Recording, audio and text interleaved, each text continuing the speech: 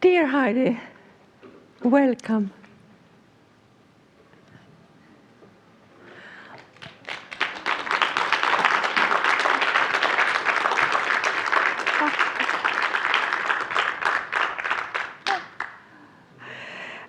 Last but not least, today I have the honor of welcoming Professor Emerita Dr. Heidelise Als with us from Boston. You are the mother of NIDCAP. We don't have the voice from Heidi. Grandmother. Grandmother. Okay, you are the grandmother. I had the honor to be trained in NIDCAP by you, Heidi, in Boston in the 80s, I think. And now, in 2001, Dr. Als, or you, founded the NIDCAP Federation International with a mission to assure NIDCAP care for all newborn babies and families worldwide. And now we are waiting to hear you talk a bit about that. Thank you. I give the word to you, Heidi. Thank you so much. It's an honor to be part of your celebration of the Lund Malmö NIDCAP Training and Research Center. And it's a wonderful homecoming. I wished it was in person to be back with you. Let me bring up my slides.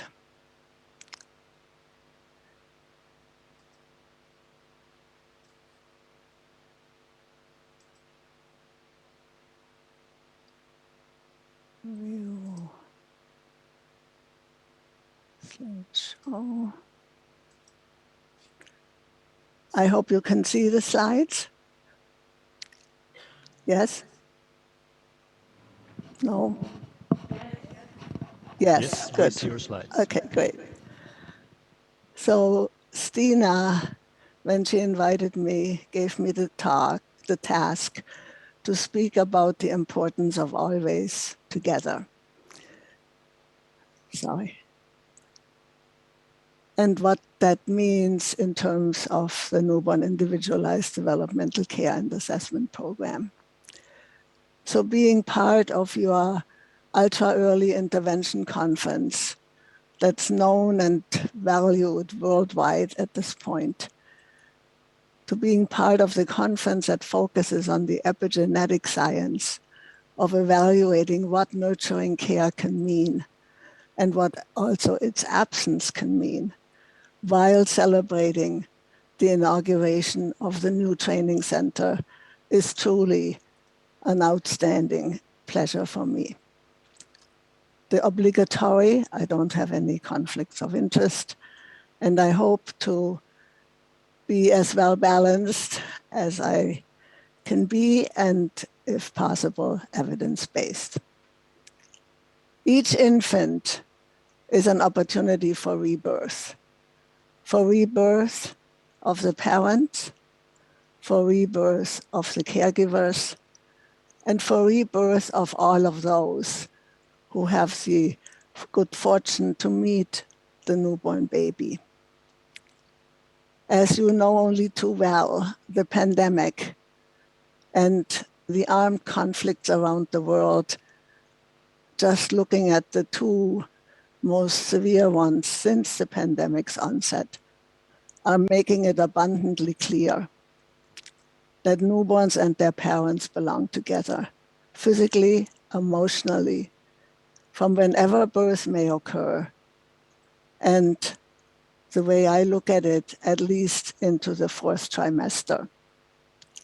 The fourth trimester as an outside of the womb period of intense development, a biological bridge from fetal life to preparation for the real world. As Susan Brink has put it, the fourth trimester has more in common with the 9 months that came before than with the lifetime that follows. Babies survive now in some institutions at 22, 23 weeks, in many at 28, 29 weeks. And as Deborah has put it, they encounter an unexpected environment for which their brain is unprepared. All that brain development is in our hands to support and to make the best it can be. The unique physiological and hormonal intertwinedness of mother and baby from the very earliest embryonic beginnings make clear the importance of continuation of close physical and emotional connection.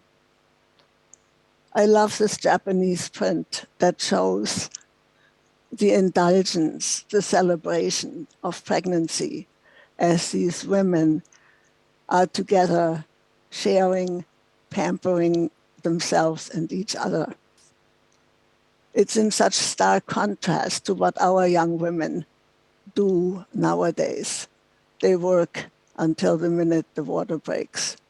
Maybe we need to recapture the importance of this time of tuning in, celebrating the infant who grows in the parent. Therefore, first of all, do no harm. Primum non nocere. Mothers and babies must be together always.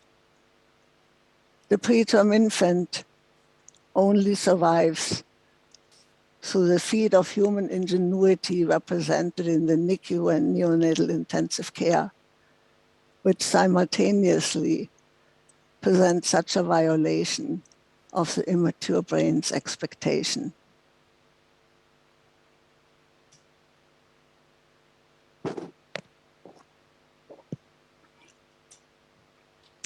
As Sunny Anand has depicted it so intentively and intensively, maternal separation alone already promotes a cascade of negative influences that change the brain in an adverse direction. For preterm infants, this maternal separation is paired with repetitive pain that is by nature part of surviving in a NICU, which has its own cascade of adverse brain effects. The many harms of separating mother and infant are studied well and documented and show the disruption of newborn physiology, the heart rate, respiratory rate, glucose levels, feeding disruption, bonding disruption, behavioral disorganization, which leads to worsening disease, if not death. It leads, separating mothers and infants leads to pain increase and increased autonomic disruption, and leads to stress increase for the mother, which in turn can worsen her own outcome. The harms of separating mothers and infants is shown in the interference of milk production and milk provision, the disruption of specific immune protections that come with such milk production and provision, and the disruption of the healthy microbiome. Disruption of breastfeeding, and we have heard of the epigenetic importance of breastfeeding, or the lack thereof, shows itself in increase in severe infections. Quite prosaically put, separating mothers and infants costs more for hospitals, since they have to come up with double care spaces, double the number of caregivers, and so forth. And the immediate kangaroo mother care study that the WHO and your group and the Karolinska with Dr. Björn Westrup have published shows that separating mothers and infants leads to increased death rates in medium and low income countries. With the conclusion that the best way to nurture the newly born low birth baby is through immediate and continued skin-to-skin contact with the mother or another trusted nurturing adult. This is such an important study that we have to keep referring back to it and share it with others to know what can be accomplished.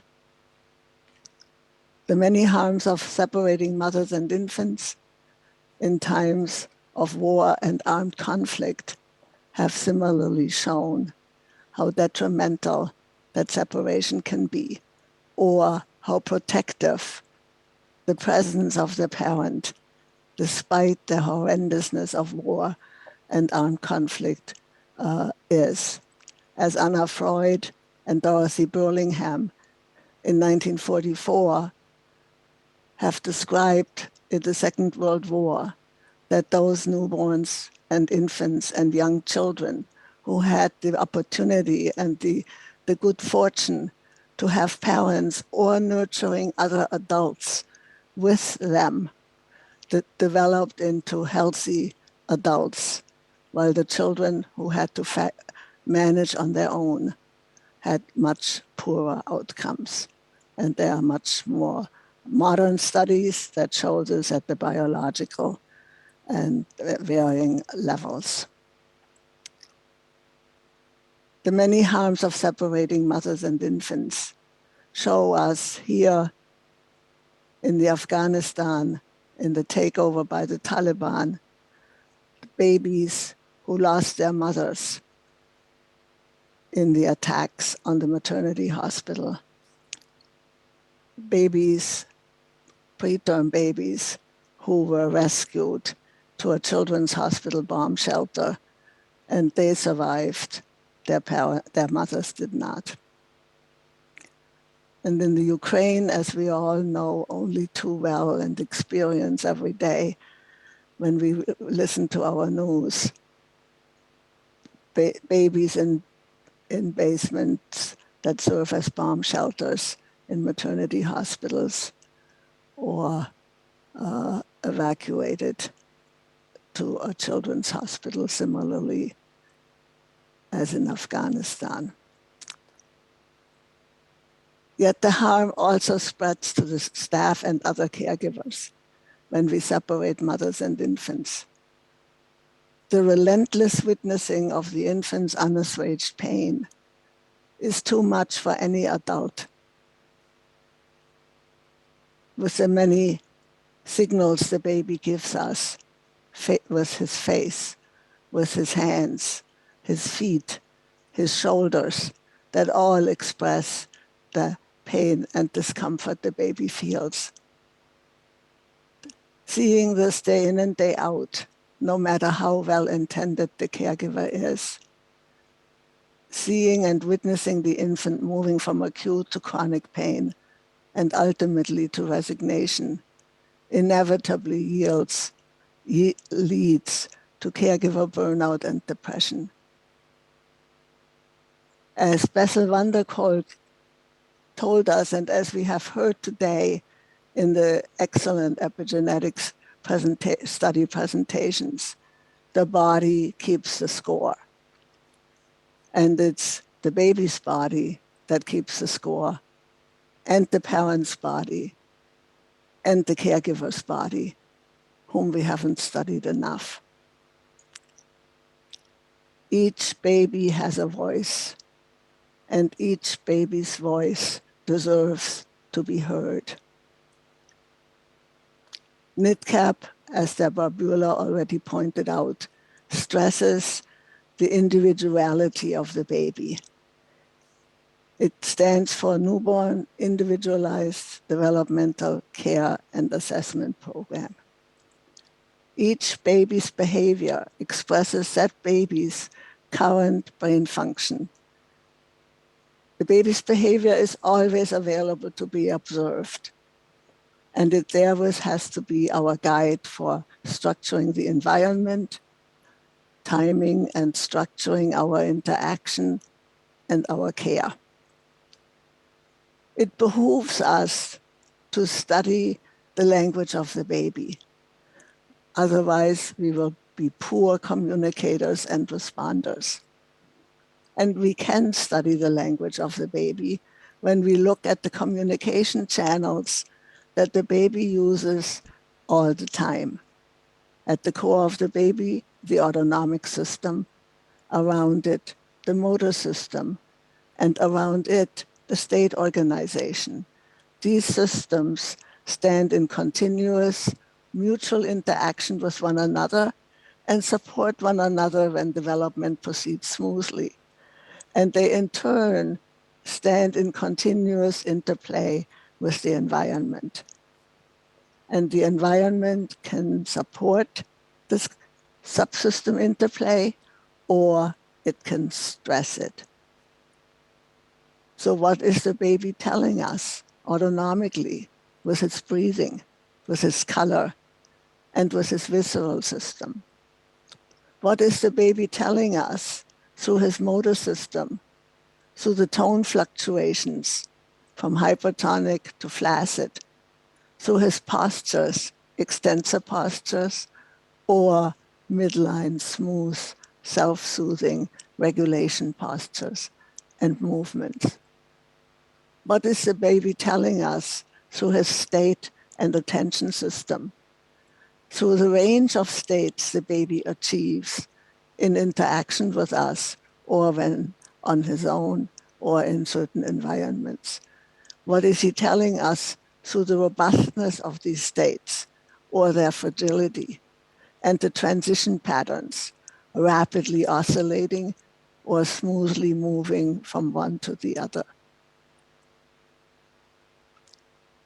The baby has many regulation strategies available and always attempts to bring himself back to base, into balance of these systems. Yet the baby alone is not capable of doing that. The baby requires the regulatory envelope of the caring adult around him. For the healthy, well-developing baby, good enough parenting, intuitive parenting and caring is good enough and is affirming and rewarding. For the baby born prematurely, or the baby in stress, the baby who has been injured, damaged emotionally and or physically, conscious, informed, aware parenting is indicated. That takes much more energy. That takes being aware and conscious of the baby's communication to us. It requires reflection. It requires thoughtful attunement and sensitivity to that particular baby's thresholds, from well-organization to disorganization. And then it becomes affirming and rewarding. As Winnicott has said, there's no such thing as an infant. Without a mother's care, or without a caring adult's care, I would like to add, one would find no infant. With good care, going to pieces becomes relaxation and restfulness. Falling forever becomes the joy in being carried.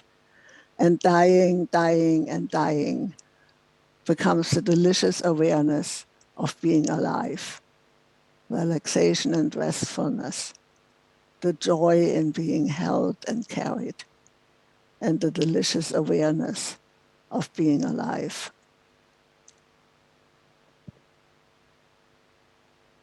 Excuse me.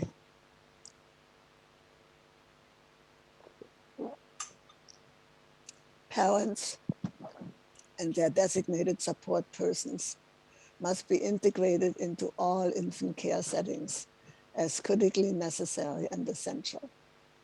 The infant-parent relationship itself is critically necessary and essential to the physical, emotional, and social well-being of the infant as well as the parents.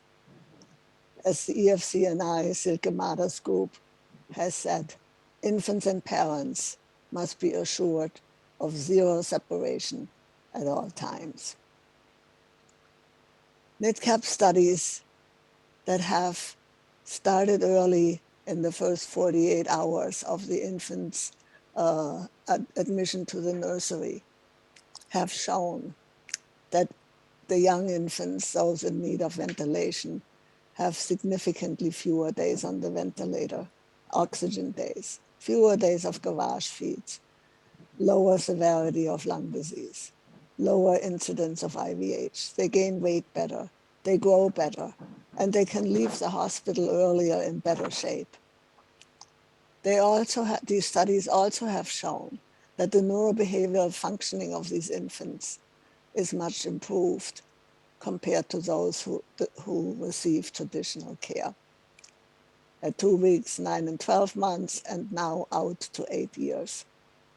They have better brain connectivities as studied by EEG coherence that integrates the frontal lobe, engages the frontal lobe in its connection to more distant visual cortex, other primary and association cortical areas more effectively.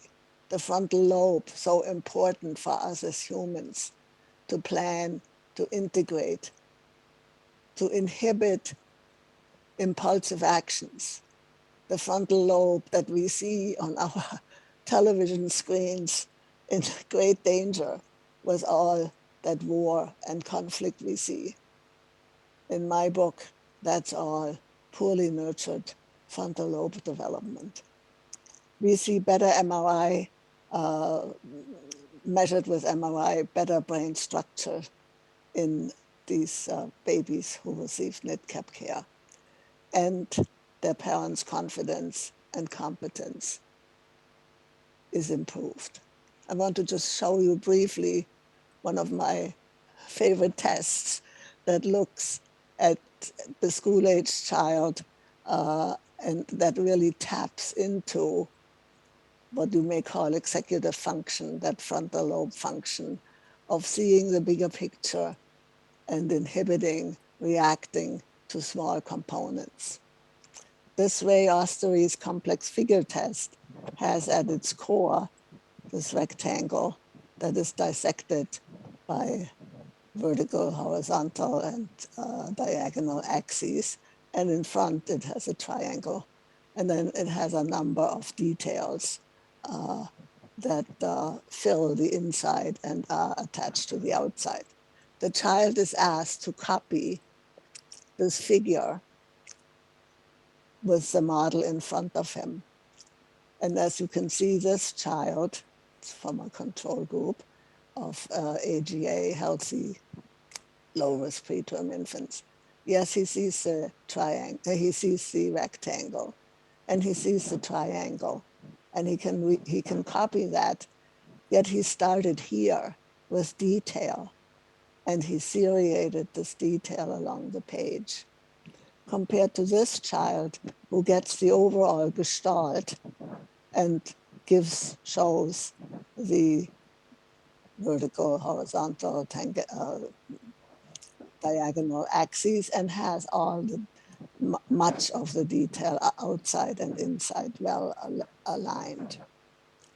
You collect your model and you ask the child to draw this picture as best he remembers on another piece of paper. And you can see here the loss of integration, the loss of detail. The rectangle is barely findable. Of interest is that the little face always is there, no matter how disorganized the child's presentation of this figure may be. Then you look 20 minutes later after verbal testing and ask the child again, remember this figure that we looked at earlier that you drew. Can you do the best and draw it again? And this has morphed into a completely different figure. compared to this child who holds on to the overall gestalt, how things are arranged, where the important outlines are, and what the detail on the inside is. So life for such a child, compared to this child, we can only imagine how confusing, how disorganizing the world must look. From another study, similar message, difficulty even copying the image, let alone having encoded it and being able to bring it up over time compared to this child. What we conclude is that the immature brain of the infant who received consistent, developmentally supportive, sensitive, individualized to that child's care, NIDCAP care, had an advantage in structuring his own brain in relationship to in interaction with his world. And that allows that child later on to be more in charge, to see the world, to understand its complexity, and to act on it. That's so important when we think of helping children develop into healthy, well-functioning adults. I look at parenting as a process of gradual letting go. The preterm parent has no choice but being interrupted during pregnancy and losing that baby out to the hands of strangers. Similarly, the parent who has to experience war, who may have to deliver in a bunker, is stressed and loses, if very unfortunate, her own life or contact with his or her child. The first and most important task there, therefore, is regaining that child, undoing the separation, rebasing, rebalancing, and re-regulating the baby and the parent into that complete affective, autonomic, motor state regulation, from which only from there can healthy face-to-face play evolve. And from there, integration with objects as the world expands and the face-to-face is always there as a safe anchor. As the child matures and has longer and longer periods of independent object play, giving talks, what have you, and yet has the opportunity to return to the safe base. The NIDCAP nursery model that Deborah Buehler spoke of shows us the situation of the separated parent and infant in the traditional care model of a NICU. That regaining, that opportunity to hold that baby close, to be with and be the buffer and surrounder for that baby as the world impinges on the baby, supported and nurtured by the professionals and staff, is so critical. Only then is our nurseries doing their jobs. Only then is our society living up to the importance of supporting the development of the next generation of children. Each baby from the start is a person and needs to be known by someone. Foremost, the baby and the parent. Never mind whether that's during the pandemic or not. Foremost, a baby and a parent. It's hard to say, never mind whether born in times of war. We see these parents, these mothers, doing their all to regain their baby, no matter where they find themselves, to hold that baby close, to nurture and nourish that infant with bombs falling around them. The baby's born in shelters, and the mother holding, protecting, supporting her baby here in her damaged house. The mother who tells the onlooker, we shall call her freedom. Despite all, she shows us her closeness and her pride in her baby. Always together makes all the difference for all involved. Thank you.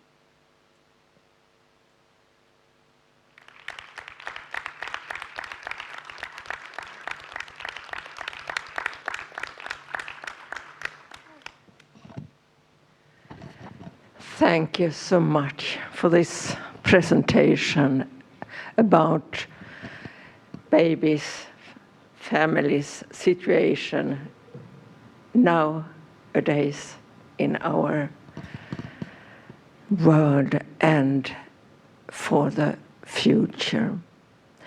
I now I'll open this session for questions.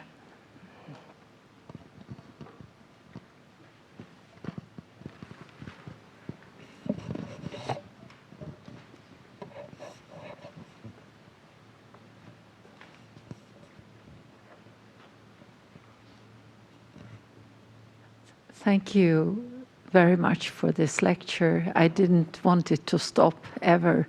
And I have really no questions. I just think that what you said was so essential and extremely important.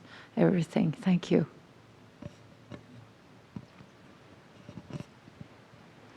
Thank you very much. Heidelise Als. And we now open for questions from the lectures during the day, or if you have any questions for Heidelise. We have some, when you're thinking, I can just, we have gotten a message from the certified NICU in Linköping. They thank you for a very interesting program today, and congratulate Lund and Malmö for the NIDCAP Center.